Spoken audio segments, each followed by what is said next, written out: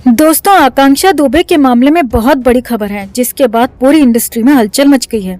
हालात ये हैं कि जल्द से जल्द बहुत बड़ा खुलासा हो सकता है, बहुत बड़ा एक्शन हो सकता है। भोजपुरी इंडस्ट्री के सुपरस्टार पवन सिंह आकांक्षा दुबे के घर पहुंचे।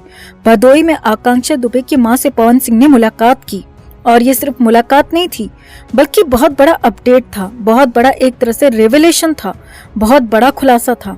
आकांक्षा के इंसाफ के मामले में बहुत बड़ी प्रोग्रेस थी क्योंकि पवन सिंह आकांक्षा की मां के सामने रो पड़े, बिलख पड़े और आकांक्षा के इंसाफ को लेकर ऐसी ऐसी बातें बोल दी, ऐसे ऐसे खुलासे कर दिए जो कि अब तक किसी ने नहीं देखे और ना ही सुने हैं। जी हाँ, पवन सिंह ने समर सिंह की सारी करतूतें खोलकर रख दी। कैसे पवन सिंह के सामने समर सिंह ने आकांक्षा को थप्पड़ मारा था, उस फार्म हाउस में क्या हुआ था और 3 साल से कैसे चल रही थी गंदी बात, ये सब कुछ। यही नहीं, इसके अलावा पुलिस के सामने भी जाकर सब कुछ बोलने, आकांक्षा को इंसाफ दिलाने का ऐलान पवन सिंह ने कर दिया। तो क्या हुआ बीती रात भदोई में, क्या क्या कहा पवन सिंह ने, क्या है नए और बड़े खुलासे, सब कुछ आपको दिखाते हैं, बताते हैं।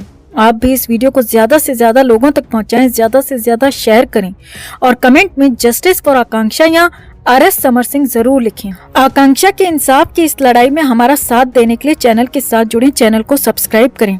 तो आकांक्षा दुबे को लेकर बहुत बड़ी खबर है और ये खबर पूरी इंडस्ट्री में भूचाल ला सकती है, समर सिंह का पूरा खेल खत्म कर सकती है और यहाँ तक कि अगले कुछ दिन में या कहें कि पूरे मामले में पूरा असली सच वाला पर्दाफाश हो जाएगा। अब आप भी पूरा वीडियो जरूर देखें, सिलसिलेवार तरीके से आपको बताते हैं, समझाते हैं कि बीती रात भदोई में पवन सिंह ने क्या क्या खुलासे किए, क्या हुआ बीती रात। तो आकांक्षा दुबे के मामले के बाद उनकी मां अपने पैतृक घर भदोई में रह रही हैं और सबसे पहले उनसे मिलने पहुंची थी अक्षरा सिंह। हालांकि बाकी लोग तो नहीं पहुंचे, लेकिन सोमवार की रात 3 अप्रैल की रात करीब 10 बजे पवन सिंह आकांक्षा दुबे के भदोई वाले घर पहुंचे। अब जैसे ही पवन सिंह के पहुंचने की खबर लगी तो पूरे इलाके में भीड़ जमा हो गई, लेकिन पवन सिंह बाहर किसी से नहीं मिले, किसी को हाथ तक नहीं हिलाया, किसी से कोई बात नहीं की, सीधे जाकर आकांक्षा दुबे की मां के सामने पहुंच गए और रो पड़े। जी हाँ, आकांक्षा की मां के साथ मौजूद उनकी बहन ने बताया कि पवन सिंह सीधे ही आकर रो पड़े और आकांक्षा की मां से माफी मांगने लगे, कहने लगे कि मैं आकांक्षा को नहीं बचा पाया, मुझे माफ करना। जी हाँ, पवन सिंह फूट फूट कर रोए, आकांक्षा की मां के सामने रो पड़े, बिलख पड़े।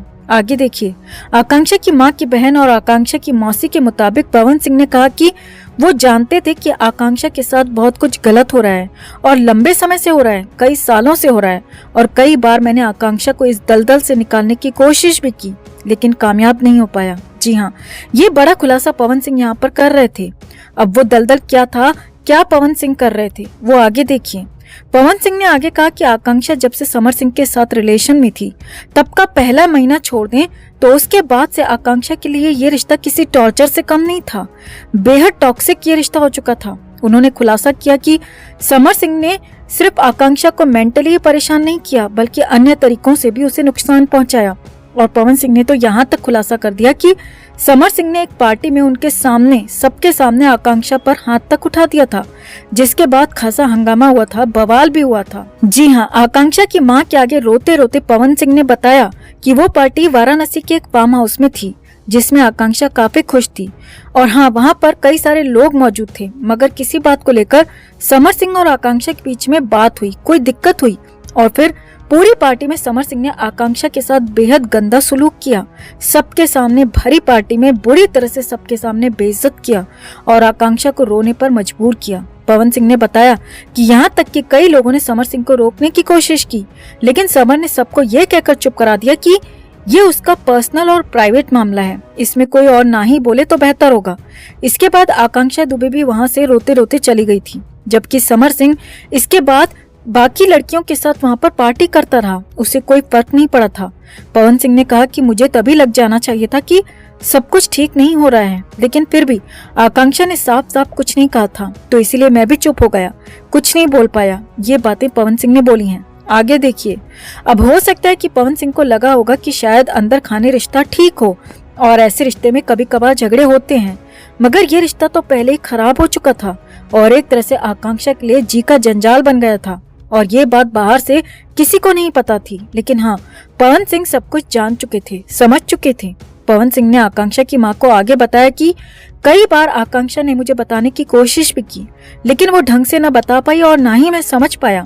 आकांक्षा इतना बड़ा कदम उठा लेगी ये कभी सोचा नहीं था, और इसीलिए कभी उस बात को समझ ही नहीं पाया जो कि आकांक्षा बोलना तो चाहती थी लेकिन बोल नहीं पाई। और इसीलिए मुझे दुख है, मुझे इस बात का बेहद ज्यादा दुख है कि आकांक्षा को बचा नहीं पाया। वो चली गई और इस तरह से चली गई। अब आगे बढ़ने से पहले आपको बता दें दोस्तों कि आकांक्षा दुबे के एक दोस्त ने एक बड़ा खुलासा किया था कि आकांक्षा और पवन सिंह एक दूसरे के करीब आ रहे थे, एक दूसरे की इज्जत करते थे, एक दूसरे की बातों पर ध्यान देते थे, एक दूसरे पर एक तरह से साफ साफ कहें तो रिलेशन में आने के करीब थे। खुद पवन सिंह ने बताया कि समर सिंह की वजह से वो कभी भी आकांक्षा से ठीक से बात नहीं करते थे, क्योंकि समर सिंह हमेशा शक करता था और आकांक्षा से कोई और बात करे, उसके साथ कोई और काम करे तो उसका खामियाजा भी आकांक्षा दुबे को ही उठाना पड़ता था, क्योंकि उसके बाद अकेले में आकांक्षा के साथ गलत बर्ताव करता था।